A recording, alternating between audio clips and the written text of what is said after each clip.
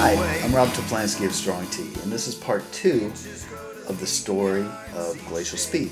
So I had this kernel of an idea from a phone app and an airplane ride, but I still didn't have any lyrics or actually a full song concept.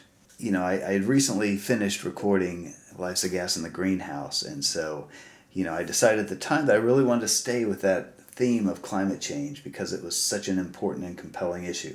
And of course, my trip to Glacier National Park, which is why I was on that airplane to begin with, had left a very strong impression on me. The park was beautiful, it was stunning. And yet, the glaciers really were the least impressive part of it. By this time, so much of the glaciers had melted. But I don't want to discourage anybody from going. The park itself is beautiful. And as I say in the song, run to see the ice before it's gone. But there you have it, right? The glaciers are retreating so fast now because of the warming that's being caused by human activities that we are really, in fact, redefining glacial speed. So I took all of this and I wrote and I recorded a song that was truly a mess. So I figured if I set it aside for a little bit and came back to it, maybe I could fix it, figure out what to do with it. It sounded like this. The river turns to melt away. Inches turn to beating yards each day. Nobody runs, nobody sees because we move at glacial speed. And by that time, I had developed the concept for ME6, a requiem.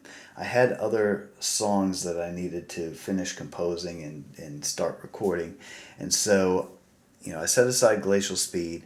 I actually, at this point, didn't even consider that Life's a Gas in the Greenhouse and Glacial Speed were even part of ME6, a requiem.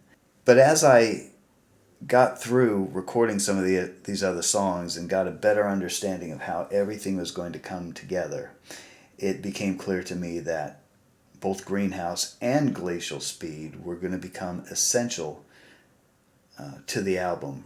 So I went back to it. Now, luckily I had acquired a new bass guitar. I believe it was in 2021.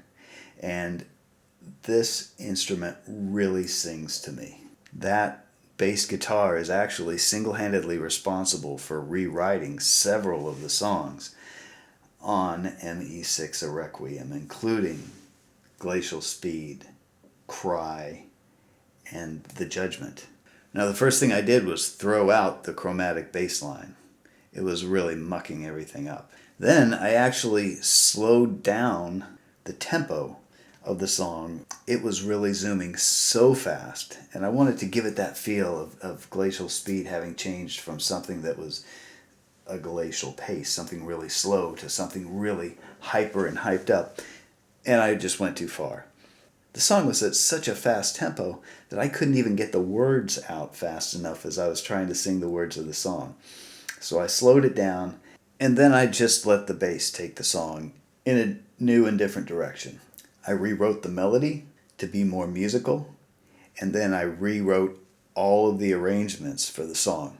And there you had it. I essentially had a brand new song that was much more musical, easier to listen to, a lot more fun, and that's all while keeping many of its quirky characteristics. So that's how Glacial Speed recovered from an epic fail.